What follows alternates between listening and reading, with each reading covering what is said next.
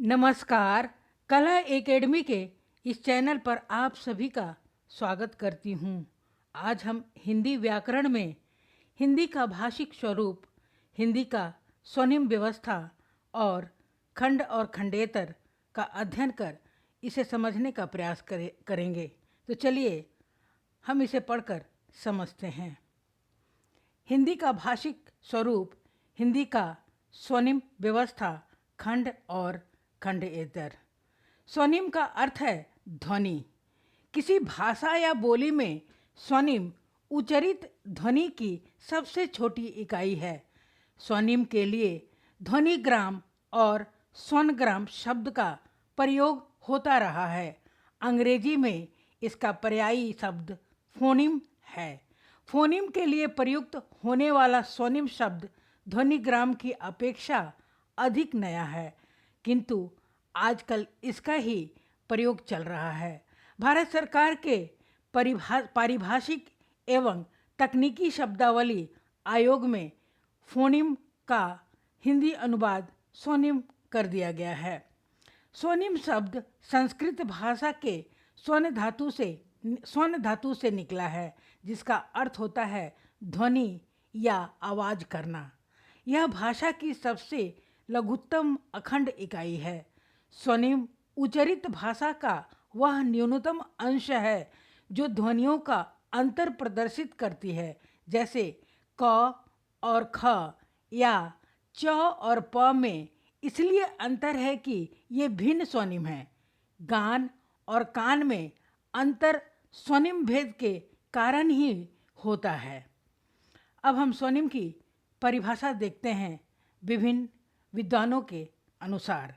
भोलानाथ तिवारी के शब्दों में स्वनिम किसी भाषा की वह अर्थभेदक ध्वन्यात्मक इकाई है जो भौतिक यथार्थ में होकर मानसिक यथार्थ होती है तथा जिसमें एक से अधिक ऐसे उपसर्ग हैं जो ध्वन्यात्मक दृष्टि से मिलते जुलते हैं, अर्थभेदक में असमर्थ तथा आपस में मुक्त वितरक होते हैं।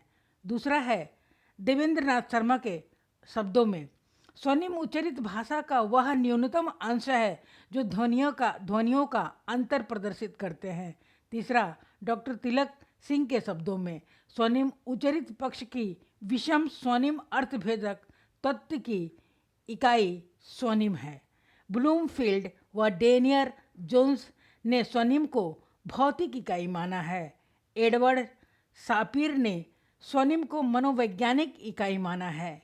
डेनियल जोन्स के शब्दों में स्वनिम मिलते जुलते ध्वनियों का परिवार है। W.F. टबोल्ड स्वनिम को अमूर्त काल्पनिक इकाई मानते हैं। अब हम कुछ थोड़ी विशेषताएं देखते हैं। स्वन या ध्वनि परिवर्तन से सदा अर्थ परिवर्तन नहीं होता है, जबकि स्वनिम परिवर्तन से अर्थ परिवर्तन निश्चित है। नेक्स्ट है स्वनिम विज्ञान के प्रवर्तक महर्षि पाणिनि हैं। अगला है स्वनिम विज्ञान लिपि निर्माण का मूलाधार है। नेक्स्ट है ध्वनि के 3 पक्ष होते हैं, उत्पादन, संवाहन और ग्रहण। अगला है स्वनिम किसी भाषा विशेष से संबंध लघुत्तम सार्थक ध्वनि है। स्वनिम शब्द अंग्रेजी के फोनिम शब्द का हिंदी अनुवाद है। स्वनिम किसी भाषा या बोली में उच्चरित ध्वनि की सबसे छोटी इकाई है। हिंदी की स्वनिम व्यवस्था खंड और खंडेतर। मूलतः ध्वनि के 2 भेद हैं, खंड ध्वनिग्राम और दूसरा खंडेतर ध्वनिग्राम। खंड ध्वनिग्राम को हम देखते हैं।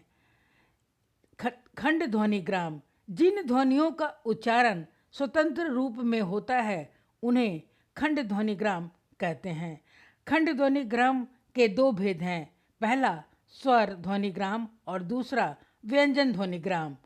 स्वर ध्वनिग्राम 11 प्रकार के हैं, जिसमें केंद्रीय स्वरग्राम और अकेंद्रीय स्वरग्राम है। केंद्रीय स्वरग्राम 10 हैं, अ, आ, हर्षई, दीर्घई, हर्षऊ, दीर्घऊ, ए, ऐ, ओ, औ। अकेंद्रीय स्वरग्राम एक है अ इसे आगत भी कहते हैं, यह अंग्रेजी से लिया गया है। दूसरा है व्यंजन ध्वनिग्राम।